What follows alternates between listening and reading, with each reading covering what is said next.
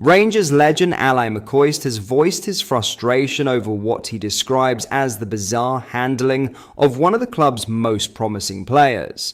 The former Ibrox striker believes the decision-making around the player's game time makes little sense, especially given the player's strong performances earlier in the season. McCoist's comments have sparked discussion among supporters, raising fresh questions about how the club is managing its talent during a challenging campaign. Let's break this down in today's video, along with all the other Rangers news from the last 24 hours. There is so much to discuss in today's video, so be sure to like the video and subscribe to the channel for daily Rangers content. Finlay Curtis has become an unfortunate casualty of the ongoing turbulence at Rangers this season, a victim not of his own form, but of the questionable decisions surrounding team selection and player development at Ibrox.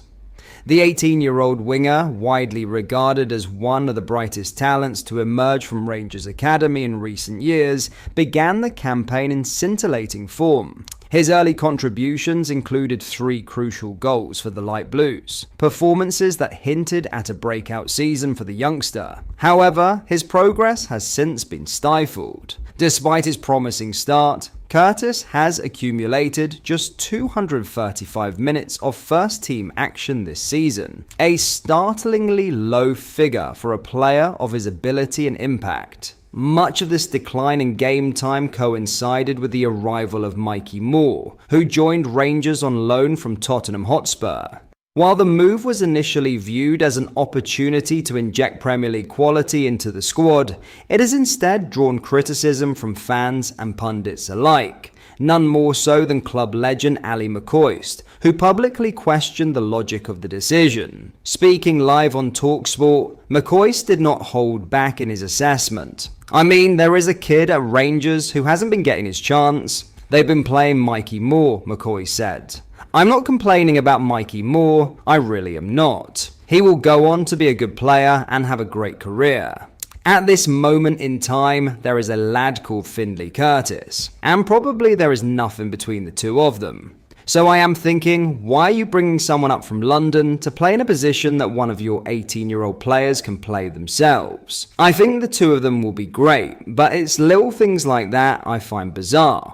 McCoist's comments have struck a chord with many within the Rangers support. Moore's spell at Rangers has hardly justified the decision to limit Curtis's minutes. Despite being touted as one of Tottenham's most exciting young prospects, Moore has managed just 2 assists in 13 appearances for the club, against Dundee United in the league and Alloa Athletic in the League Cup. By contrast, Curtis's contributions earlier in the season were decisive. Goals against Panathinaikos, St Mirren and Alloa showcased his composure, versatility and ability to influence big matches. The contrast between the two situations is stark. Curtis is a Rangers Academy graduate, tied to a long-term contract at Ibrox, while Moore is a temporary loanee whose development ultimately benefits another club. It makes little sense, therefore, to prioritise a player who will return to England in a few months, particularly when his performances have not been markedly superior to those of a homegrown talent already proving his worth. If Moore had arrived and immediately lit up Scottish football, the rationale might be easier to justify. But given that he has not, Rangers' insistence on giving him minutes over their own prospect feels misguided. The decision does little to promote the pathway for youth players, especially at a time when the club's academy has begun to show genuine promise. For Rangers, this situation represents more than just a selection dilemma. It's a reflection of how short-term thinking can hinder long-term success.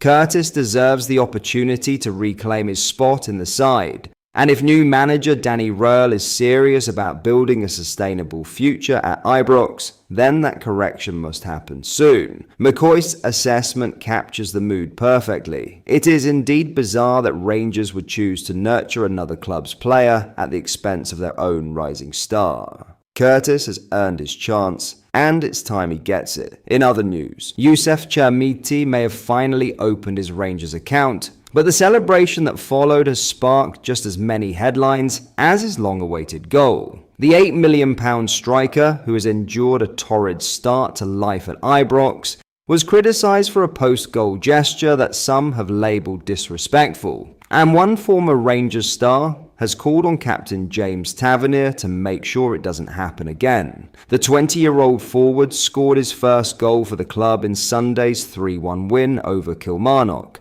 a result that gave new boss Danny Rowe his maiden league victory in charge. It was a moment of personal relief for Chamiti, who had failed to find the net in any of his first 8 appearances since making the switch from Everton, a move that was met with skepticism from supporters who questioned both his record and the hefty fee involved. After sweeping home the third goal to seal the win at Ibrox, Chamiti turned to the stands and made a talking gesture with his hands, seemingly aimed at the supporters who have voiced their frustration over his poor form. While the forward may have intended it as a message to silence his critics, it hasn't gone down well with everyone. The reaction among fans has been mixed. Some have defended the young striker, arguing that his show of defiance is the sign of a player fueled by passion and determination to prove doubters wrong. Others, however, saw it as premature and perhaps even arrogant, given how underwhelming his performances have been up to now.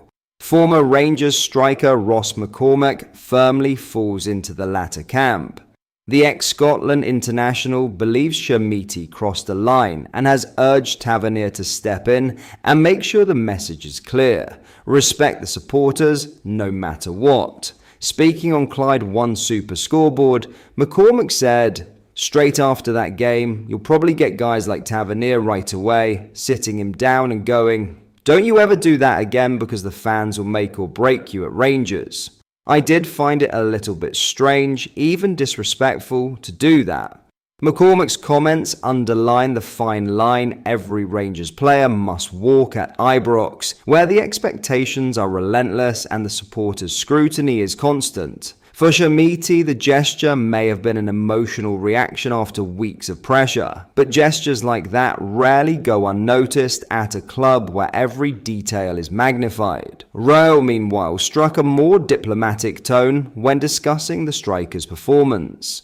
The German coach, who has been trying to rebuild confidence and consistency in his squad, hopes the goal can serve as a turning point for the Portuguese youngster. "It was a good step, a small step, but we saw today what is possible," Rowe said after the match. He still has to improve some things, but now we must improve the self-confidence of the players. For the Rangers boss, Chamiti's goal was a welcome boost at a time when he's looking to stabilise results and build belief within the squad. For Chamiti himself, it could be the start of a resurgence, if he channels his emotion the right way. Rangers supporters are renowned for backing their players when effort and respect are shown in equal measure. Chamiti's task now is simple: keep scoring, keep working, and let his football do the talking, not his hands. But that is all for today's video. Thank you for watching. I hope you enjoyed. If you did, please make sure you hit the like button and subscribe to the channel. We post all the latest Rangers news every single day, so join our fast growing community so you never miss out. Thank you. I'll see you in the next video.